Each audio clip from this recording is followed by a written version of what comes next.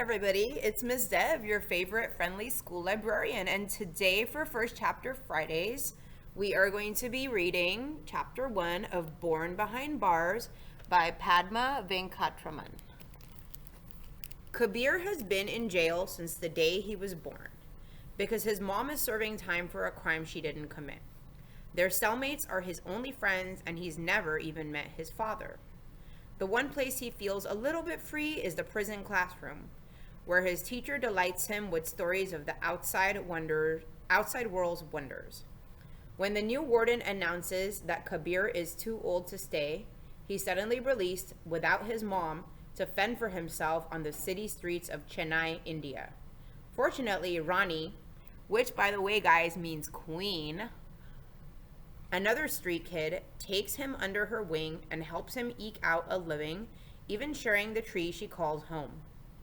Plotting their future is difficult and dangerous in a world that doesn't value low-caste kids like them, but Rani has enough confidence for two, plus a trusty slingshot that comes in handy for hunting meals and handling bullies. This isn't quite the life that Kabir dreamed of. Still, he's discovered he's not the type to give up. Justice needs to be served, and he's determined to show the world that he and his mom still deserve a place in it. Born Behind Bars by Padma Venkatraman. Chapter 1. Beyond a patch of sky.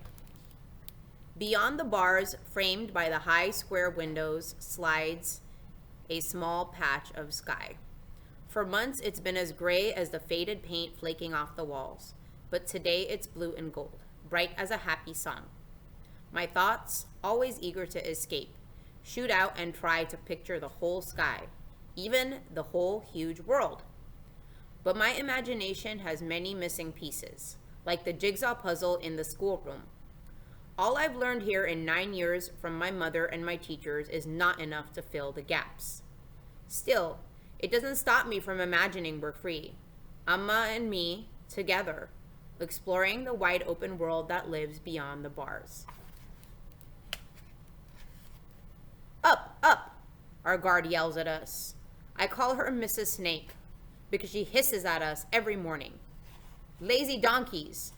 She's the meanest of the guards, but also the most elegant, with her neatly combed hair pinned into a tight knot. Looking at her crisp khaki uniform and shiny boots always makes me feel extra scruffy.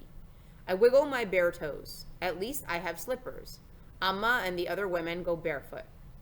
My mother's hands reach to cover my ears as the other guards join in, calling us worse names than donkey.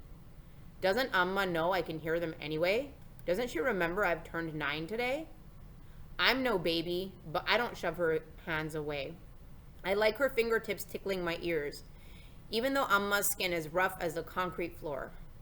Only one thing in this room is soft, Amma's voice saying, "Looks like the rainy season is over and the sun god wants to wish you a happy birthday, Kabir." Today's your birthday? Best wishes, Kabir. Auntie Cloud gives me a quick smile and returns her gaze to the floor. Auntie Cloud likes looking at the floor as much as I like watching the sky. You think baby ma'am will bring me a treat? I ask. Of course, Amma says. Your teacher is fond of you. Almost twice as old as he should be to be still living here, Grandma Knife cuts in. Too old. Too old for what? Everyone in this cell is way older than me, but she's by far the oldest. I give Amma a questioning look, but she avoids my eyes. Grandma Knife stretches her long arms and rolls up her straw mat. Can't believe you're what, 9? You look as small as a 6-year-old. I slip my hands into Amma's where it feels safe tucked into her palm. Grandma Knife is not family. Grandma Knife isn't even her real name.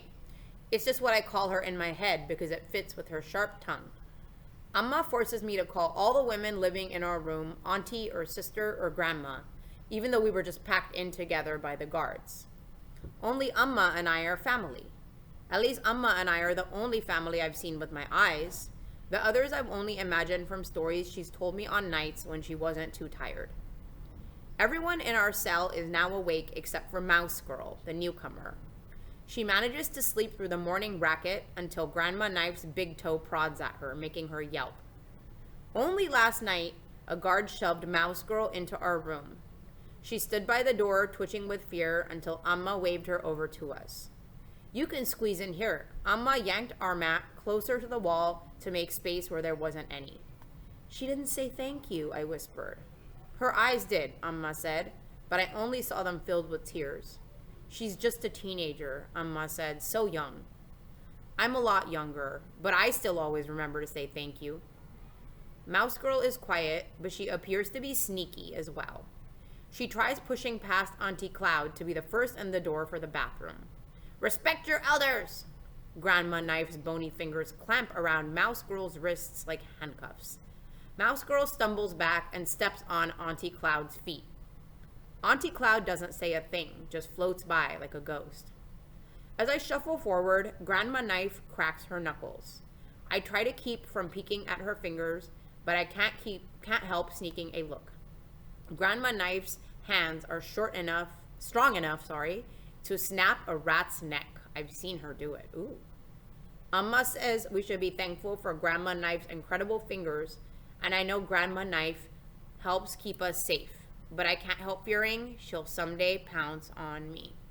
So once again, this is Born Behind Bars by Padma Venkatraman. And I have a couple of her books in the library that are about homeless children in India, and I really enjoy them. The other one is The Bridge Home, and I can do a read aloud from that at another point. But I really look forward to having you guys come and get this book. And this is the only copy I have. So hurry up and come get it from the Markham Library today.